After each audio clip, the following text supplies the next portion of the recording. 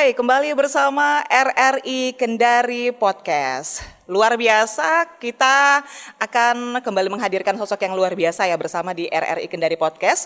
Nah, saat ini Sofi sudah bersama dengan Ahmad Nizar. Tapi lebih akrabnya disapa Bang Ino. Siapa yang tidak kenal beliau seantero Sulawesi Tenggara ini? Ya. Kabar gimana Bang Ino? Alhamdulillah baik. Sehat ya? Sehat. Oke. Sebenarnya banyak yang pengen dikulik-kulik sih dari seorang Bang Ino ya.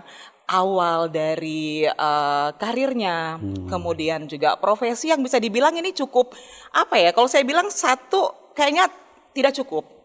Wartawan iya, kemudian filmmaker juga iya, lalu juga apalagi ya, banyak ya. Oke, saya mau tanya di-spill satu-satu deh Bang Ino, nggak apa-apa ya? Iya, ini kayaknya waktunya Bang Ino untuk bisa menyampaikan apa yang sudah dilakoni selama ini, yang mungkin bisa menjadi inspirasi banyak orang di luar sana. Amin. Satu-satu dulu deh, saya mau ke wartawan dulu, ini gimana ceritanya? Iya, jadi kalau di media ya, sebenarnya untuk media karena saya sebenarnya memulai itu di tahun 2002. Iya. Waktu itu kita membangun satu TV swasta pertama di Sultra, namanya boleh disebut nggak ya? Boleh kayaknya ya, boleh. Tapi kan CV-nya sudah nggak ada. Ya, boleh. Kendari TV waktu itu. Ya, oke. Jadi, tapi di situ masih tahap belajar. Karena jujur saja hampir 90% kami membangun TV itu tanpa sekolah. Jadi otodidak semua. Jadi proses belajar. Apapun cerita tentang masa itu, tapi justru di situ yang membangun kami ini untuk jiwa petarung istilahnya. Iya, betul.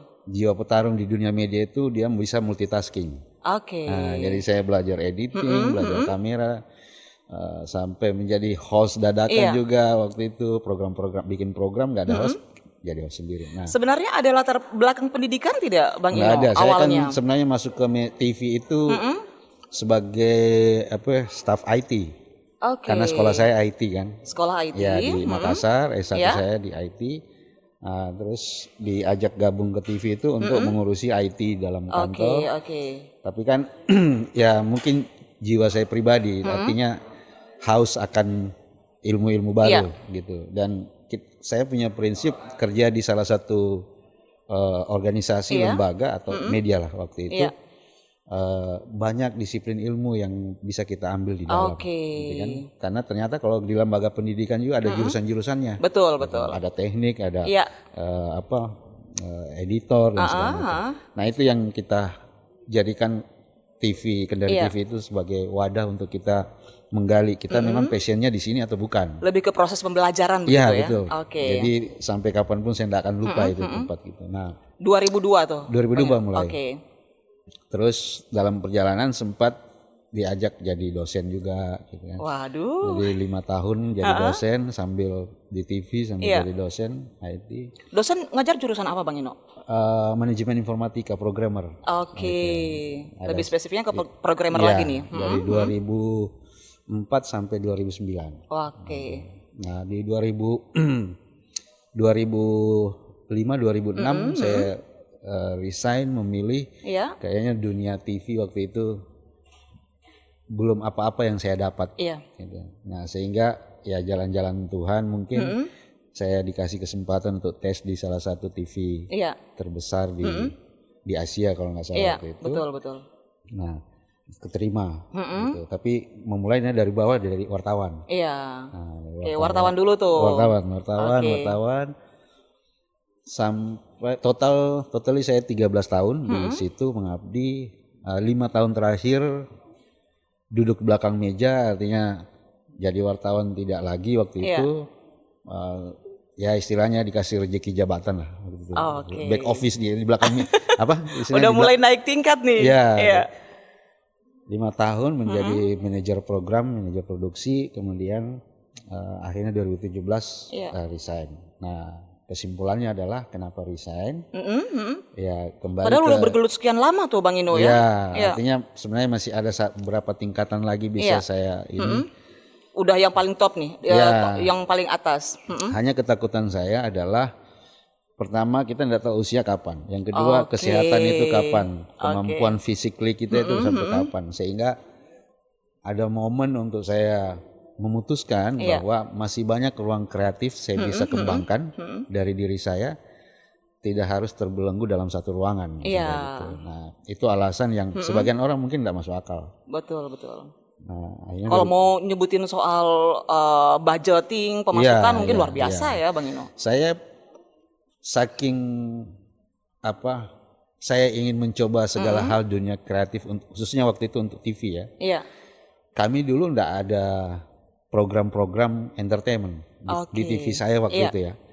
Jadi semua ngejust dari Jakarta, kemudian kita daur ulang di sini gitu. Tapi di 2004-2005 saya nekat. Masih berkantor, saya nekat, tidak direstui oleh kantor, saya bikin sinetron sendiri. Waduh, gitu. Nah itu dapat efek teguran atau apa kira-kira? Ditegur karena takutnya saya dianggap menambah waktu kerja yang tidak dijamin oleh kantor. Yang pertama, takutnya kantor itu saya sakit atau apa. Karena sinetron yang saya bikin waktu itu stripping 30 hari. Wow. Dan itu di bulan puasa. Nah, ambil lokasinya Sulawesi Tenggara. Di kota pertama itu saya bikin konsep kayak ada sitkom OB. Konsep jadi di kantor saya sendiri. Pemainnya juga orang-orang di kantor. Orang-orang di kantor. Gitu. Tinggal kita treatment. Diberdayakan semua. Ya, itu di tahun pertama di 2014. Nah, di 2015 atau 16 saya mulai keluar bikin lagi di tahun kedua. Tapi itu 0% disupport sama kantor. Jadi berjuang sendiri. Berjuang sendiri. Bahkan ada 15 episode itu bikin sinetron sendiri. Ratingnya gimana tuh waktu itu, Kak Eno? Ya karena memang di Kendari belum ada sinetron lokal. Jadi ada 15 episode itu saya kerja sendiri, kameramen sendiri, 3 kamera, operasi sendiri, ngedit sendiri, bikin naskah sendiri, ngedirect talent sendiri. Nah itu di sebagian orang mungkin tidak melihat di balik layar itu kan. Iya betul. Tapi saya mengambil satu kepuasan gitu, bahwa kreativitas yang kita pendam itu biasa jadi penyakit. Nah tuh. Ya kalau tidak disalurkan ya. Kalau tidak disalurkan ya. Gitu. Jadi ya saya memang kalau korban waktu itu karena mau bayar talent pakai gaji saya gitu kan.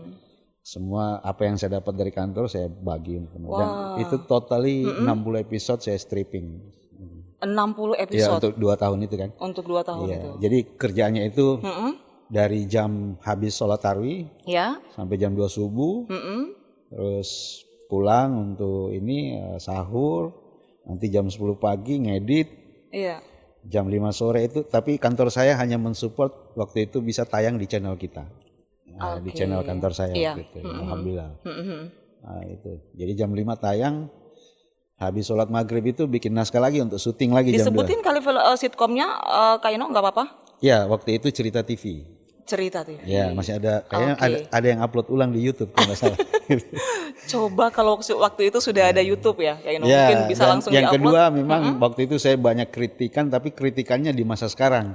Karena teknologi makin canggih betul. Jadi ya salah satunya teman-teman yang paham soal audio dan segala macam, dan itu justru di situ langkah di situ hikmah dari orang mencoba sesuatu. Betul. Karena kita kalau hanya mau menceritakan saya bisa, saya tidak bisa, tapi tidak pernah dicoba, itu kayak menghayal kan? Betul sekali. Gitu.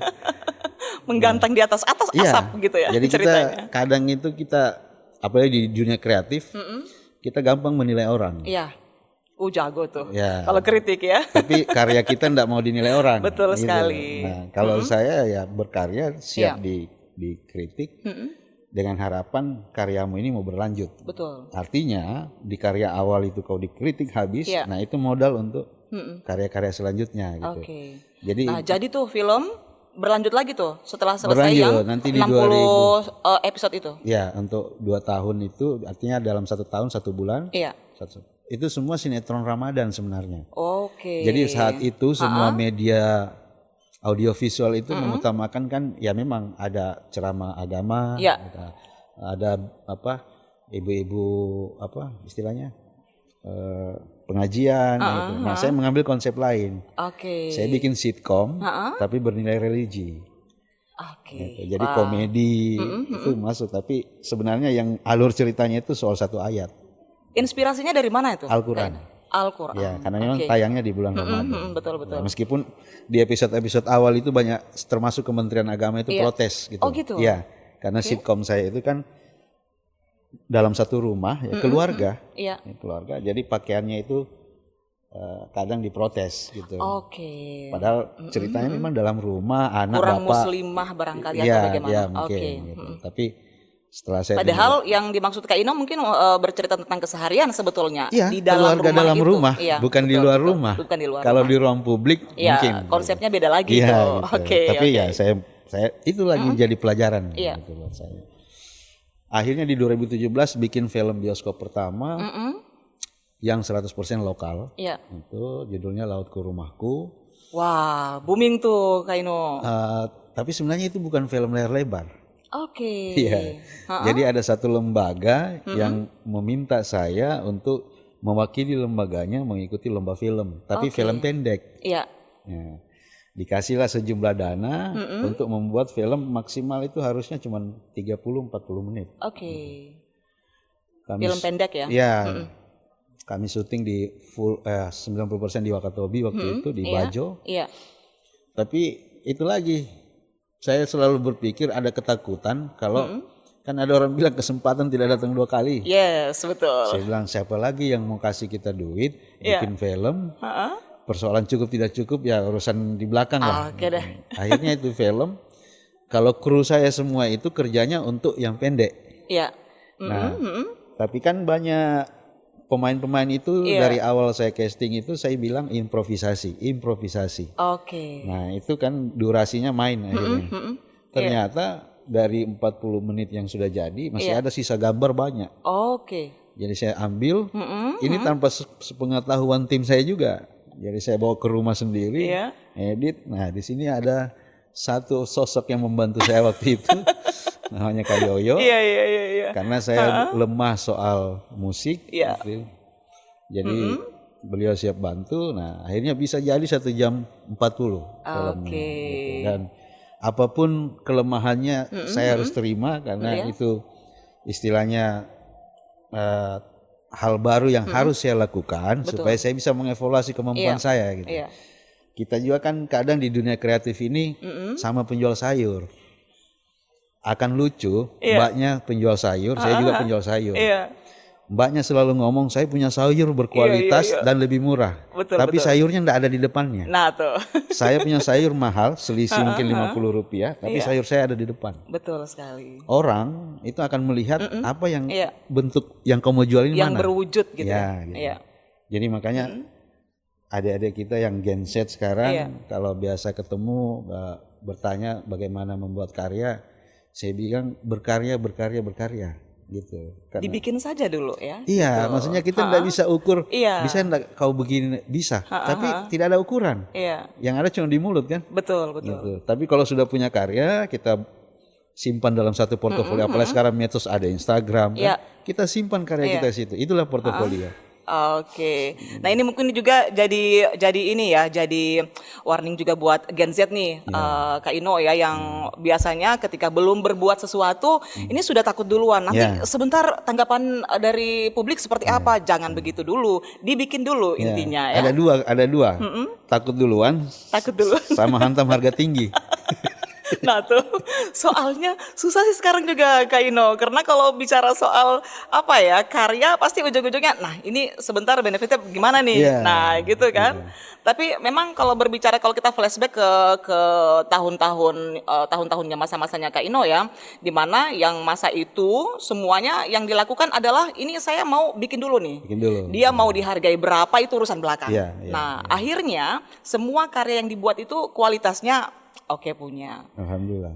Oke. Ya, jadi kalau yang tadi itu, ya saya bilang kan kita ini di profesi yang sama banyak orang. Iya. Tapi yang punya rezeki tidak tahu siapa. Betul sekali. Jadi kita carilah peluang untuk kita bisa berhasil di situ atau tidak. Itu urusan yang di atas lah. Betul gitu. sekali. Karena Mbak presenter, saya juga menjadi presenter. Belum tentu nasib kita sama. Gitu kan. Karena feel kita berbeda. Terus booming tuh. Film itu lolos di pemutaran film 11 negara F8 Makassar. Wow. Satu-satunya film panjang yang lolos dari 11 negara yang masuk. Ada film India, Jepang, Korea, China, Singapura. Nah, cuman dari Indonesia Sultra itu yang film panjang.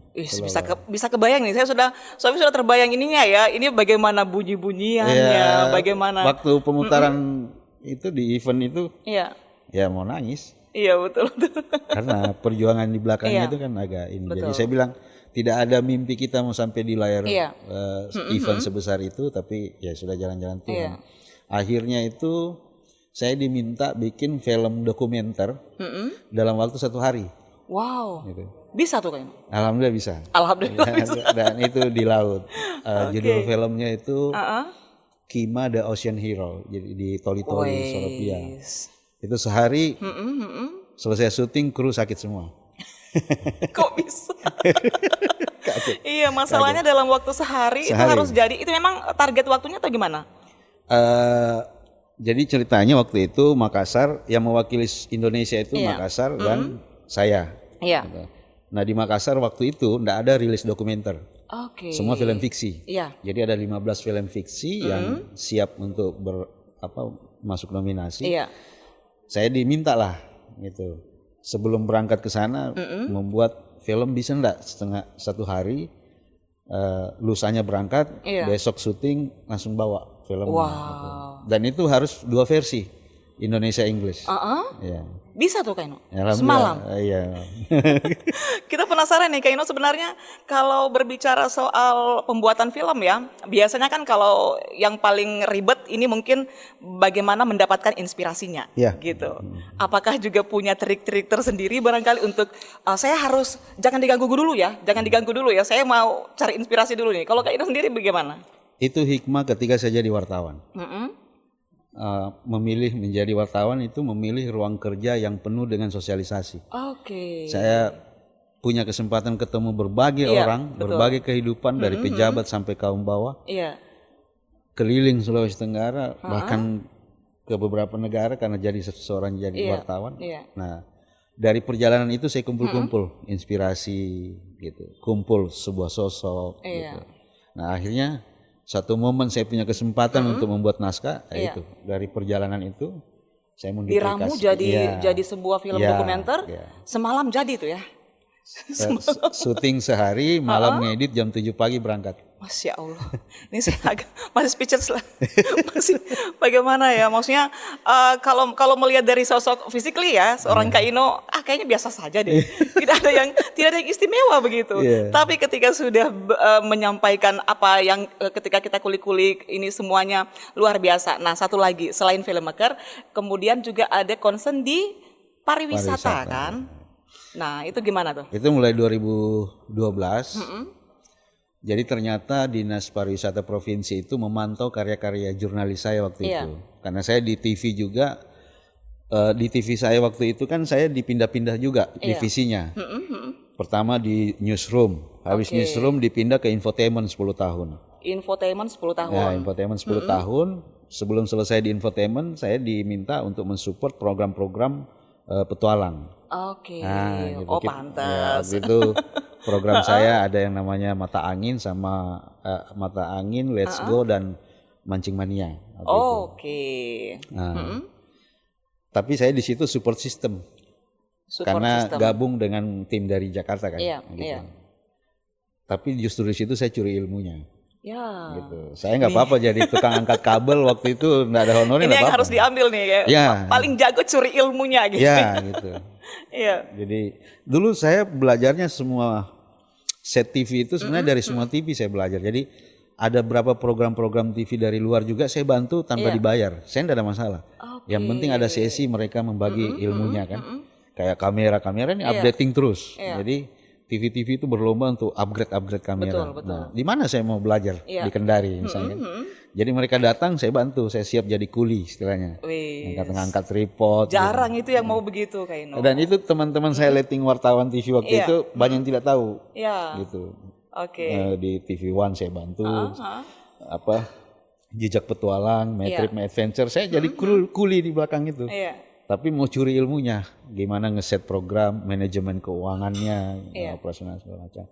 Nah, baru berani bikin program-program sendiri gitu. Akhirnya di Global TV disuruh bikin program traveling. Terus di TV One Antv juga saya bikin setahun program yang sampai dinonton hari ini tuh di TV Antv lokal itu karya saya semua. Wow. Ya, tapi itu beli putus ya, di program saya dibeli. Nah itu dari perjalanan saya harus menimba ilmu. Konsekuensinya banyak sih. Iya. Konsekuensinya meninggalkan keluarga, pulang nggak bawa duit, tapi ada ilmu yang saya bisa. Nah mungkin hari sekarang ini baru kelihatan saya bisa sosialisasi. Nah dari perjalanan saya itu ternyata pemerintah provinsi melihat saya punya potensi membantu mereka untuk promosi. Diundanglah saya ke sana tanpa ikatan dan MOU, pemerintah minta bantu. Untuk mempromosikan Sulawesi Tenggara. Nah, syukurnya saya waktu saya di divisi membantu divisi infotainment di kantor saya, itu 10 tahun saya membackup Wakatobi. Wow. Jadi dari Pak Hugua pertama menjabat sampai dia selesai, untuk promosinya itu semua lewat. Pantas. Jadi semua artis yang masuk ke sana, itu saya yang direct semua. Itu 10 tahun Pak Hugo emang sih booming sekali soal pariwisatanya. Sayangnya waktu ternyata itu backupnya adalah Kak Ino. Sayangnya waktu itu kami berjuang di zaman analog.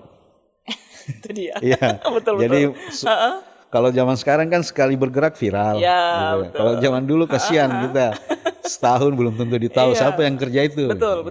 Jadi tapi itu kita nothing tulus lah. Iya. Artinya bangga juga pas selesai kami membantu pemerintah Wakatobi bisa terangkat meskipun sekarang mungkin agak loyo gitu. Iya betul. Nah tapi itu proses. Nah akhirnya saya ditawari untuk menjadi mitra eksternal dari pariwisata provinsi. Nah, saya bilang boleh. Tapi saya lagi-lagi kalau masuk ke satu bidang itu butuh belajar.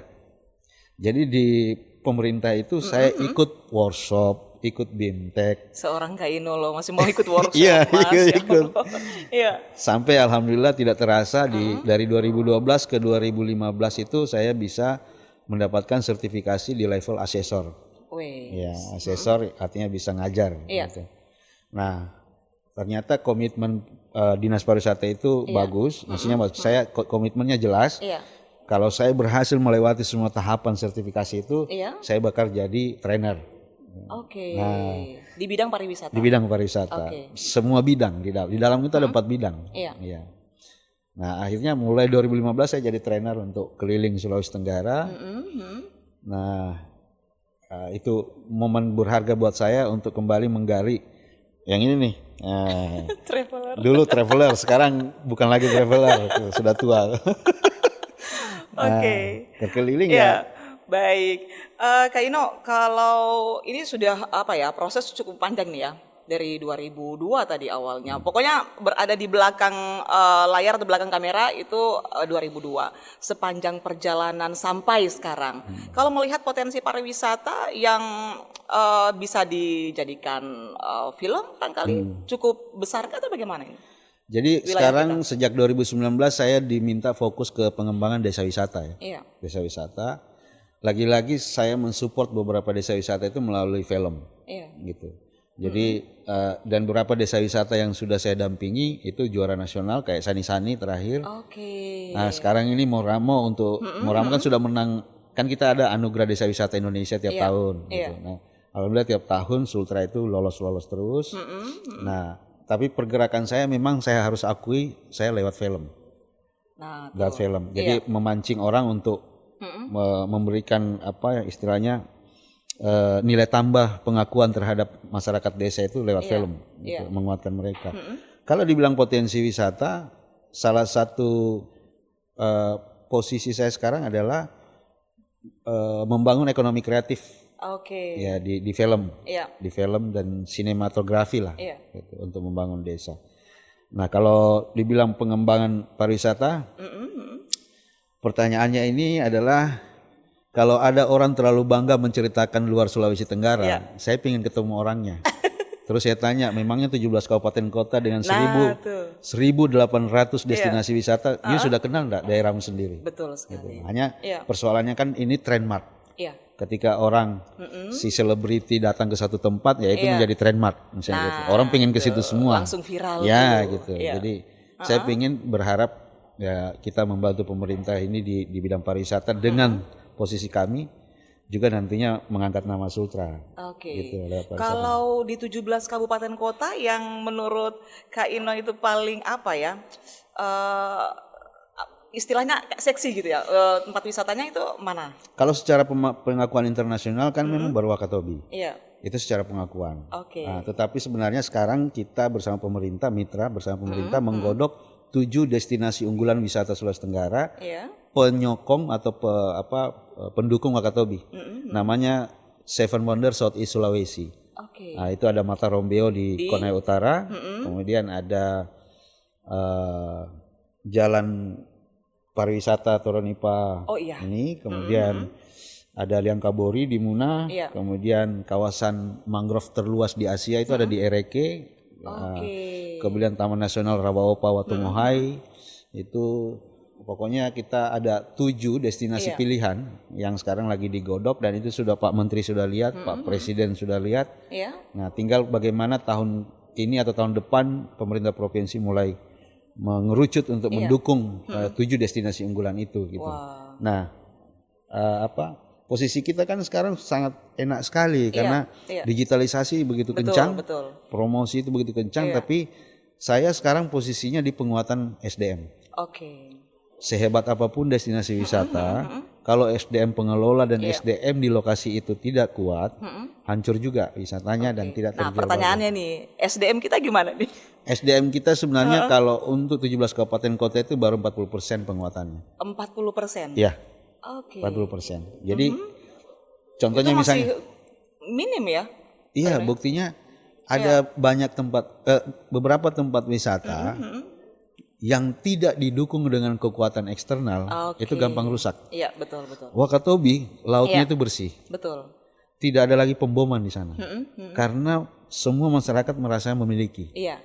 Kemudian pemerintahan mulai dari Taman Nasional, mulai dari kepolisian itu menjaga penuh aset itu. Betul. Nah, belum tentu di tempat lain. Nah, gitu kan? ini. Contoh kecil. Keraton Buton. Tuh. Orang tadi saya baru mau tanya, Keraton Buton enggak masuk ya itu di 7 destinasi itu? Masuk Keraton Buton, dia masuk kategori wisata budaya. Nah, hanya kan dalam perjalanannya ada juga orang tempati itu sebagai tempat minum. Betul. Tempat pacaran dan segala macam. Artinya orang dari luar itu menghargai kesakralan benteng itu. Masa kita tidak menghargai itu? Nah, ini kesadaran-kesadaran. Makanya di pariwisata itu kita ada program kampanye sadar wisata. Gitu. Nah, itu yang kita mau. Tapi minimal ya memang awalnya itu kita harus memperkuat percaya dirinya masyarakat bahwa potensi kalian itu jualan untuk orang dari luar kampung.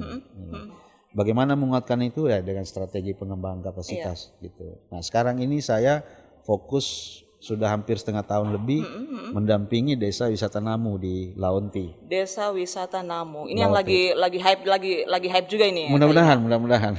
Oke. Sebenarnya yang spesifik di desa wisata Namu ini apanya, Kak Ino? Saya baru menemukan ada desa dia kategori wisata bahari. Tapi air laut itu tidak sampai 100 meter depan rumah. Oh gitu ya? Ya. Mungkin banyak kalau pernah ke Sultra. Ada pemukiman desa itu yang cuma mungkin 20 langkah sudah sampai di pesisir laut biru. Nah, mungkin kasih tahu saya. Mirip-mirip Bokoria atau gimana? Beda. Tapi dia kan kampung memang. Bokori kan buatan. Iya, betul. Gitu. Bokori kan buatan. Dia perkampungan. Dia kampung. Maksudnya dia daratan. Kalau Bokori kan pulau tengah laut. Iya. Ya, gitu. Jadi kampung yang tidak diapa-apakan memang dari dulu seperti itu, tapi 4 dusunnya itu bersentuhan langsung dengan laut. Gitu. Nah, ini ketemunya riset dulu atau langsung? Dulu diajak ada komunitas pariwisata juga, namanya Ruruhi yang mengajak saya untuk ke sana membantu penguatan kapasitas 2017. Hanya waktu itu belum berpikir saya untuk konsen di pariwisata. Enggak, untuk mengkonsen bantu desanya gitu. Karena ada teman-teman komunitas yang lebih dulu kan. Nah, ternyata tidak ada penguatan di sana, maksudnya tidak ada lagi teman-teman eksternal yang mau membantu. Saya baru masuk tahun ini lagi, bulan 10 tahun lalu untuk recovery lagi wisatanya, dan sekarang itu satu-satunya desa wisata yang menjadi tujuan KKN Universitas Gadjah Mada. Jadi sudah 3 tahun Gadjah Mada KKN di situ. Nah sekarang ini lagi KKN lagi mereka. Gitu. Tapi menjamin tidak Kak Ino kalau misalnya itu tidak dirusak oleh mereka yang desa wisata itu konsep pariwisata, konsep sustainable tourism, pariwisata berkelanjutan. Nah makanya kami ini yang mendampingi ini penguatannya bukan kasih cantik daerahnya, tapi masyarakat ini. Betul. Nah, jadi apa yang dijual di pariwisata itu investasi buat anak cucu. Jadi selalu saya kampanye bahwa yang kita lakukan hari ini bukan untuk kita, buat anak cucu. Respon mereka waktu Kak Ino ke sana? Ya, saya masih bertahan hari ini karena mereka responnya bagus. Kalau mereka responnya tidak bagus, ya saya keluar. Karena saya dalam lagi-lagi membantu desa wisata ini tidak digaji dan tidak punya kontrak. Nah tuh, gitu. Hanya Kak Ino yang mau itu.